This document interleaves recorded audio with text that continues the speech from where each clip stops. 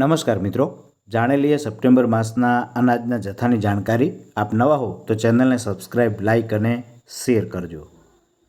પ્રધાનમંત્રી ગરીબ કલ્યાણ અન્ન યોજના હેઠળ સપ્ટેમ્બર માસની વિનામૂલ્યે અનાજની જાણકારી। તેની અંદર જો તમારી પાસે અંત્યોદય કુટુંબનું કાર્ડ હોય, જેની અંદર કુલ 29 જિલ્લાઓ છોટાઉદેપુર, વડોદરા, અરવલ્લી, મહીસાગર તથા પંચમહાલ સિવાયના જિલ્લાઓ માટે ઘઉં છે કાર્ડ દીઠ 15 કિલોગ્રામ, ચોખા કાર્ડ દીઠ 10 કિલોગ્રામ અને બાજરી કાર્ડ દીઠ 10 કિલોગ્રામ।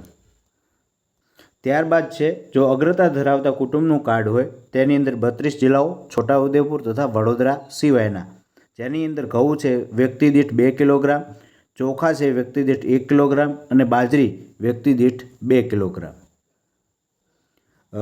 ત્યારબાદ છે છોટાઉદેપુર તથા વડોદરા માટેનું વિતરણ છે અંત્યોદય કુટુંબો માટે ઉપર જણાવ્યું તેમજ, પરંતુ બાજરીની જગ્યાએ શું છે, જુવાર છે। અહીં પણ અગ્રતા ધરાવતી ઉપર જોયું તે જ રીતે, પણ અહીં જુવાર છે। તે જ રીતે અરવલ્લી, મહીસાગર તથા પંચમહાલ માટેનું વિતરણ અંત્યોદય કુટુંબો માટે એ ઉપર જણાવ્યું તે જ રીતે અહીં મકાઈ અથવા બાજરી અથવા આમો છે કાર્ડ દીઠ 10 કિલોગ્રામ અને બાજરી વ્યક્તિ દીઠ 2 કિલોગ્રામ। અંત્યોદય કુટુંબ માટે ઘઉં, ચોખા તથા મકાઈનું વિતરણ અને જ્યાં મકાઈનો ઉપલબ્ધ જથ્થો પૂર્ણ થાય ત્યાં મકાઈની અવેજમાં શું આપવામાં આવશે, બાજરીનું વિતરણ કરાશે।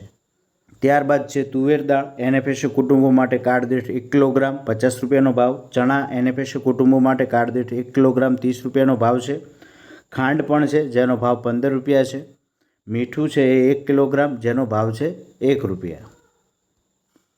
તો અહીં વડોદરા અને છોટાઉદેપુર માટે જુવાર આપવામાં આવશે અને અરવલ્લી, મહીસાગર તથા પંચમહાલ માટેના વિતરણની અંદર મકાઈ અથવા બાજરીમાં, બાકીના 29 જિલ્લાઓની અંદર બાજરી આ વખતે વ્યક્તિ દીઠ કાર્ડ દીઠ 10 કિલોગ્રામ અંત્યોદય કુટુંબો માટે અને અગ્રતા ધરાવતા માટે વ્યક્તિ દીઠ 2 કિલોગ્રામ। તો આ બે ફેરફાર હતા। આપ નવા હો તો ચેનલને સબસ્ક્રાઈબ, લાઇક અને શેર કરતા રહેજો, જેથી નવી જાણકારી મળતી રહે।